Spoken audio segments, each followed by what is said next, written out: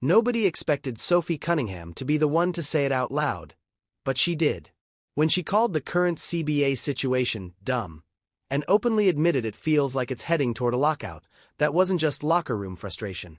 That was a signal, and not a subtle one. For months, the tension between the league and the Players Association has been simmering. Publicly, everyone's been smiling. Privately, completely different story. Weekly emails. No real progress. Negotiations that feel like they're running in circles. And now you've got players openly admitting nothing is moving. That's when things shift. Because once players start speaking candidly, especially players who aren't usually the loudest voices in the room, it tells you something deeper is happening.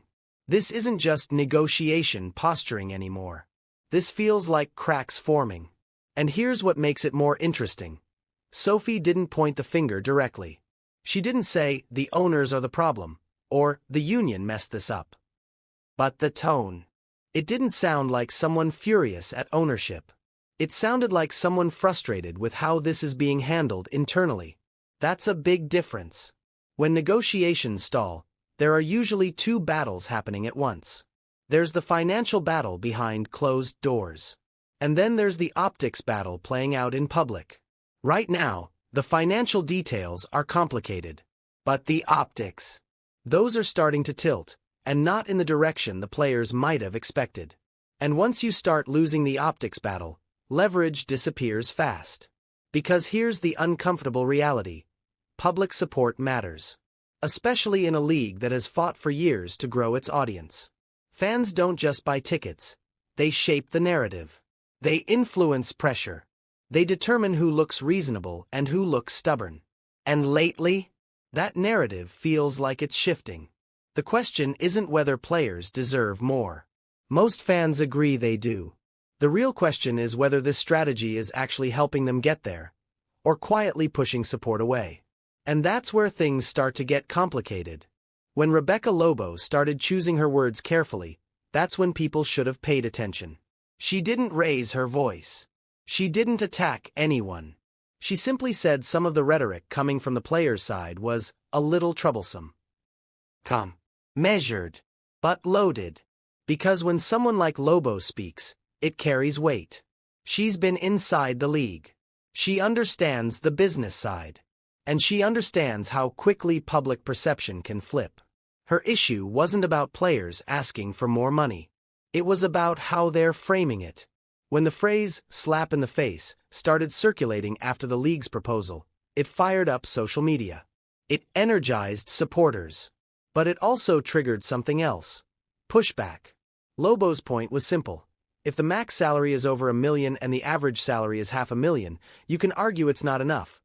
But calling it disrespectful might not land the way you think it does. And that's where the optics start slipping. Because fans aren't just looking at numbers. They're comparing them. They're comparing them to other leagues. To other jobs. To where the WNBA was just a few years ago. When they hear slap in the face, some nod in agreement. Others start questioning whether that message feels tone-deaf. And once that divide happens, momentum slows. Labor disputes are rarely won strictly at the negotiation table. They're won in public perception. If the audience feels you're fighting for fairness, they rally behind you. But if even a small percentage starts to feel like the messaging is off, support softens. That's what Lobo was hinting at. Not that the players are wrong. Not that ownership is right. But that the tone matters. The framing matters.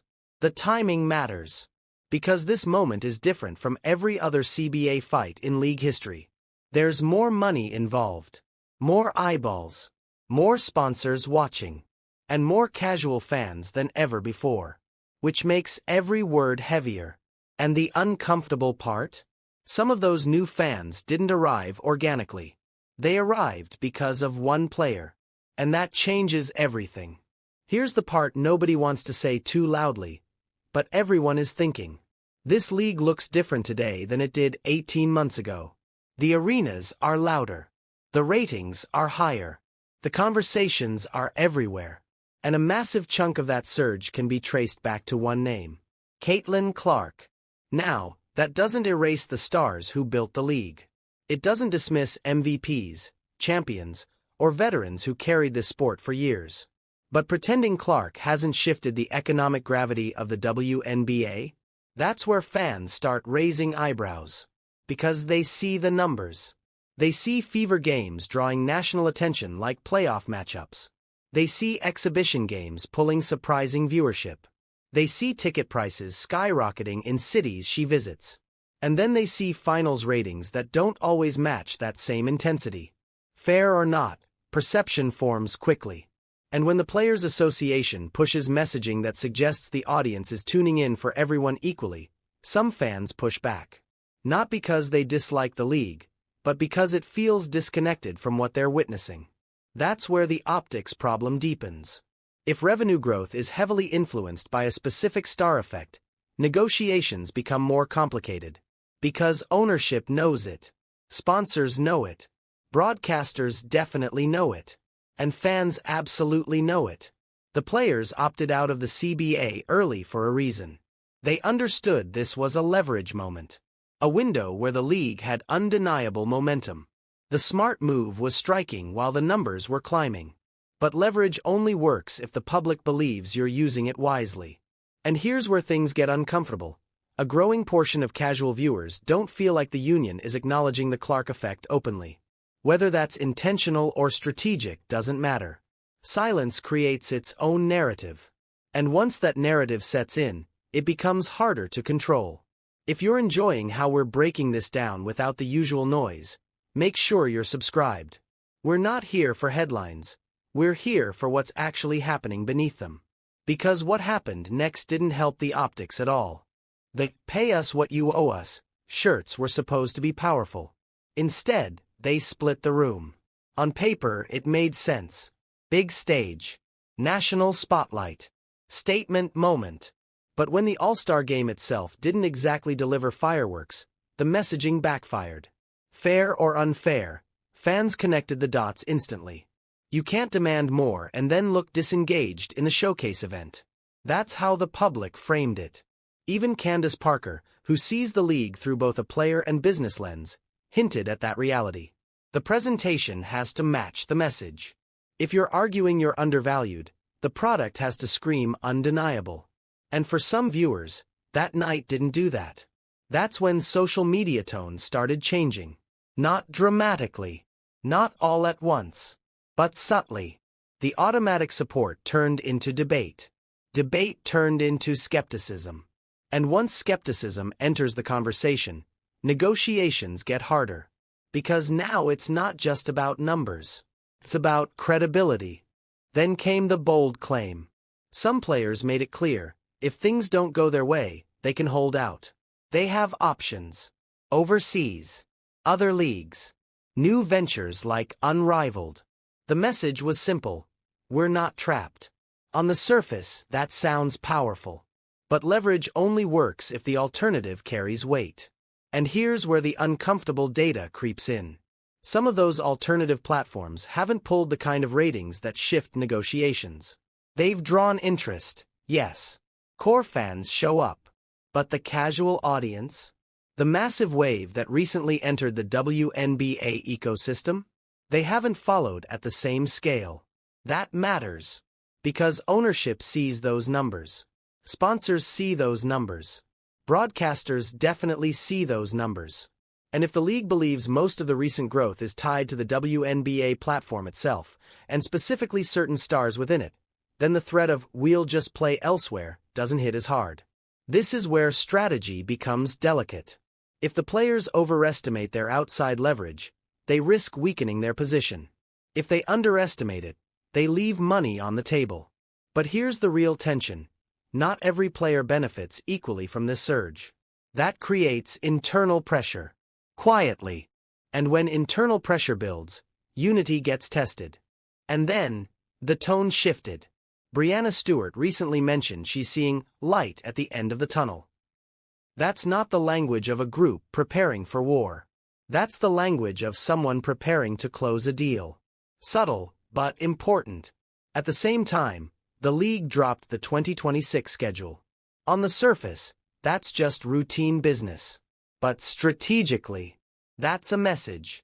It signals confidence, stability, forward motion. And if, for some reason, the season doesn't start on time, fans now have something concrete to feel excited about, and potentially something to feel taken away from. That's pressure. Because once fans start circling dates, planning trips, buying early tickets, the idea of a lockout feels personal. And when it feels personal, blame starts forming fast. The league understands optics. They always have. Now the question is whether the Players Association recognizes how quickly this window is narrowing. Because when even outspoken players start sounding tired, and veteran leaders start softening their tone, it usually means something is happening behind closed doors. And it might not be what the public expects. Here's the scenario nobody on either side wants to test. A lockout. Not because the players don't deserve more. Not because ownership can't afford it. But because the timing would be brutal. The league is finally riding momentum. New fans. National attention. Corporate sponsors leaning in. Media talking about the WNBA daily instead of occasionally. You don't freeze that kind of growth without consequences. And if a lockout happens now, public sympathy becomes the deciding factor. That's the gamble. If fans believe the players are fighting for fairness, they'll wait. They'll support. They'll pressure ownership. But if fans feel like the league was on the verge of something historic and negotiations derailed it, the narrative flips instantly. And that's why Sophie Cunningham's frustration felt different. It didn't sound like someone gearing up for a standoff. It sounded like someone who knows the window is closing. Because this moment isn't just about salaries. It's about strategy. The players chose to opt out early because they recognized a rare leverage spike. The league knows that spike may not last forever. Growth fueled by star power can shift. Media cycles move fast. Attention is fragile.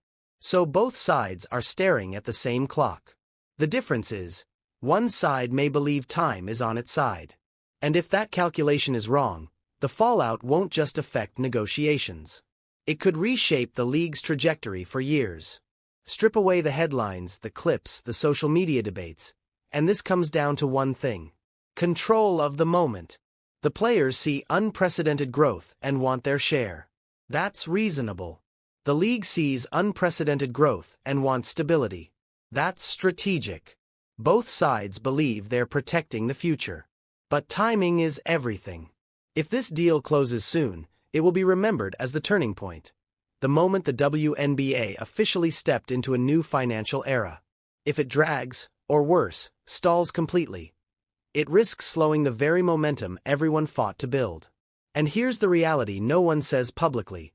This isn't just about numbers on a contract. It's about acknowledging what, and who, changed the economic landscape. It's about messaging. It's about unity. It's about whether the public feels inspired or irritated. Because fans don't just watch games. They choose sides. Right now, the league feels like it's on the edge of something historic. The question is whether both sides can align before that edge turns into a cliff. If you've been following this situation closely, I want to hear your take. Do you think the players are playing this right? Or has the strategy started to slip? Drop your thoughts in the comments. And if you appreciate breakdowns that go beyond surface-level takes, make sure you like the video and subscribe. We're going to keep tracking every shift in this story as it unfolds, because the next move could change everything. And trust me, this isn't over yet. Stop scrolling. The WNBA might be heading toward a lockout, and players are starting to say it out loud. Sophie Cunningham just called the current CBA situation dumb, and admitted there's basically no progress. That's not normal. When players publicly show frustration, it usually means something bigger is happening behind the scenes. Then Rebecca Lobo stepped in, warning that the players might be losing public support. And in negotiations, public support is leverage. Here's the problem. Fans see rising salaries. They see record ratings. And many believe this surge is tied to one name, Caitlin Clark. If the optics shift toward ownership, the leverage shifts too. And once that happens, things move fast. Full breakdown in the main video. Subscribe for more WNBA updates before this situation explodes. Here's what nobody wants to admit about the WNBA negotiations. Caitlin Clark changed the financial gravity of the league. Ratings jumped. Ticket prices soared. National attention exploded. And the players opted out of their CBA early, right when momentum peaked. Smart move, right? Maybe. Because now fans are questioning the messaging. When players say the league's proposal was a slap in the face, some supporters agree. Others look at million-dollar max salaries and hesitate. That hesitation matters. Negotiations aren't just about numbers. They're about optics. And if fans believe Clark is driving the growth, they may not side with the union in a standoff. That's where leverage gets complicated. Want the full story behind this power shift? Full video link below. Subscribe for deeper breakdowns.